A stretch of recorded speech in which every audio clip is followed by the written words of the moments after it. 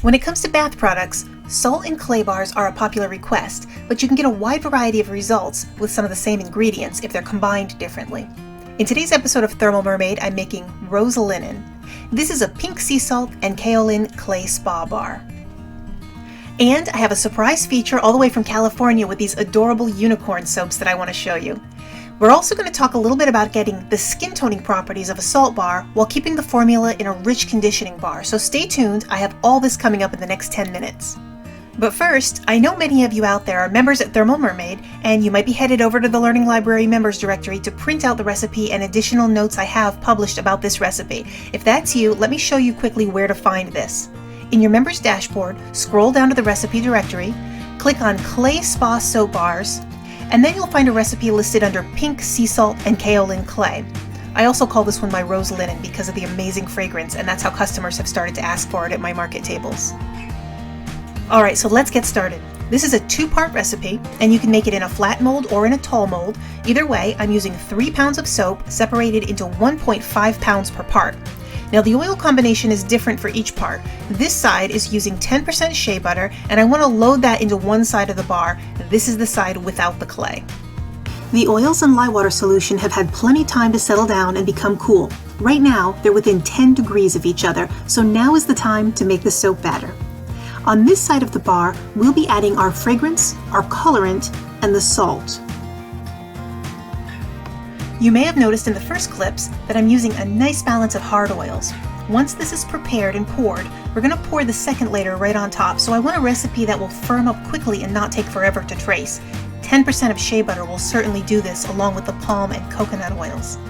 This will get me set into the time frame I want to move along at a consistent pace without having to wait forever or rush too quickly with the second part. The fragrance is a key feature to this bar. I love using rose every chance I get, but I hate when my cosmetics are so strong I feel like I've been punched in the face by a bridesmaid. So we're going to bring down the floral with fresh linen in a 1-to-1 ratio. Next, I'm adding 2 tablespoons of sea salt. Now this is enough to get the mineral toning quality in the bar without going overboard. If we add too much salt, the drying effect will compete with the shea butter. Now this amount will give us a nice mottled look without the harsh texture. The salt I'm using is sea salt. These are the larger granules. You can expect the salt to dissolve a little bit in the batter, but the hard, large granules won't suck up all the moisture from the oils as much as if you use the table salt or that flaky, flat kosher salt. The difference is subtle, but the sea salt or the Himalayan salt gives you a better result. To get that light summer rose color, I'm going to use raspberry red cosmetic grade mica colorant. I'll add this in here, and all we have left to do is make sure this is all blended in well and then get it transferred over into the mold.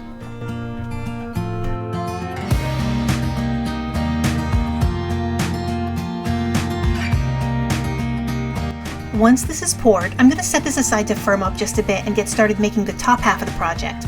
It'll only take about 7 minutes in real time, but 2 minutes in video edited time to make the top half. So this is perfect for the pink half to stiffen up, and then I'll be able to place the clay half on top.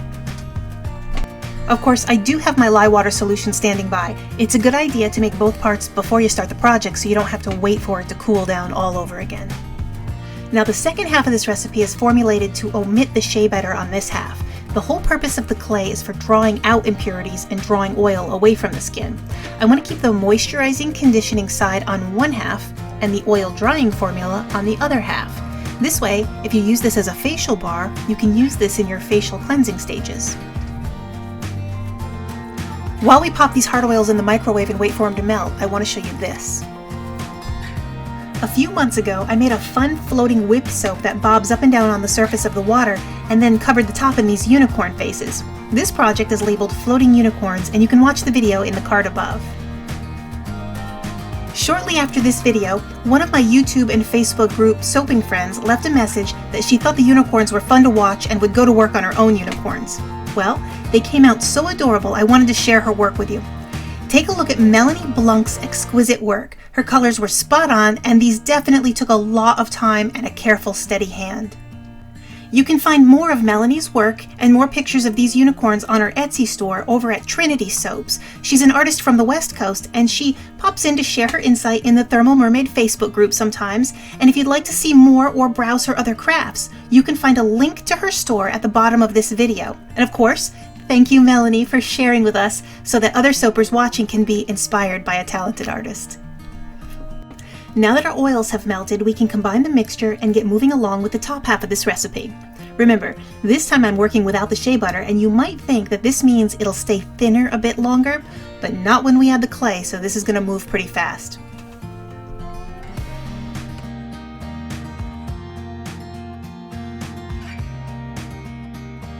We'll make the cold process batter the same way we did in step 1, and again add the fragrances, which is the same blend of Victorian rose and fresh linen. Remember, this is only 1/2 the unit, so 3/4 of an ounce is the total amount of fragrance oil we'll be using.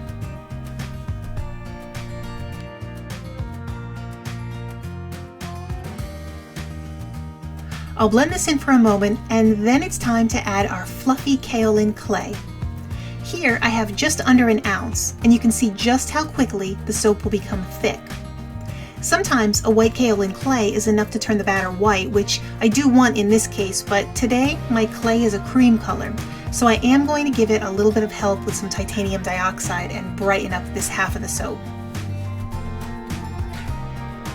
Now I keep my titanium dioxide pre-prepared and already dissolved in water, so I'm going to add about a tablespoon to 1.5 pounds of soap, and here this will lighten up our batter just a little bit.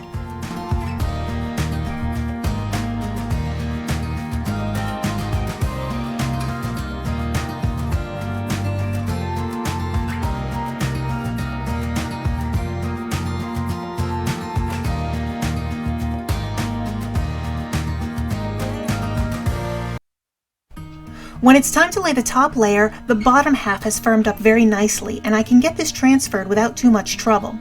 So I'll spritz the surface with rubbing alcohol to help me with the adhesion of the two halves. And you might think, a mica layer would look nice, why not put in a little bit of a decoration? Well, often with my double-sided soaps, I'll put in a little bit of a divider, but I don't have the best luck when I make one with such heavy clay. The texture's already dry, and I find that these recipes are the most likely to fail in sticking together when I add them. Now the top in this recipe is heavier than the bottom half, so it takes a little bit of maneuvering, but the bottom's holding up perfectly after about 5 minutes, so the two halves will form perfectly in the mold. If you find that you pour this in a loaf mold and you're having difficulty keeping the top half straight, try pouring this in a flat mold, and the thinner layers are more likely to firm up more quickly. And then the weight of the top is also spread more thin, so it's not so heavy. So that could be a solution to those who have any trouble with this. And finally, just as we're finishing up, I'm going to take just a little bit of time to give the top a little bit of a texture. It's not too fancy, but before we're done, I'm going to dust the top with a crust of pink Himalayan sea salt. And then we'll give this 24 hours to set up before we cut it open. Now, if you've made it through this far in the video, you have the basic steps you need to make a nice dual salt and clay bar. And if you need more details in any of the steps you've seen here today, don't forget the printable materials are ready to be downloaded, which include the full recipe and my notes on some of these ingredients so you know how they interact in your recipe. And if you've enjoyed the featuring of other artists, please give this video a thumbs up and let me know in the comments box if there are other ways that you can think of how we can feature talented soap makers and their work. I'll be adding a banner to the Facebook group that features Melanie's store at the top of the group, and if you're a soap maker and you'd like to be included, there is a folder in the Facebook group where you can place your photos and store name, and I'll rotate some of those through. As always, if you'd like to catch the next Thermal Mermaid video, make sure you subscribe to this channel and hit the notification bell. Now this has been firming up for 24 hours, and it's time to cut our slices and look inside.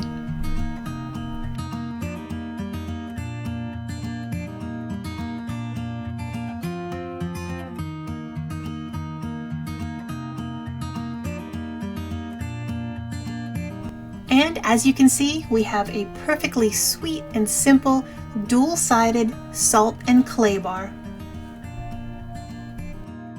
I hope you enjoyed this episode of Thermal Mermaid's Rose Linen, Pink Sea Salt, and Kaolin Clay. We'll catch you in the next episode.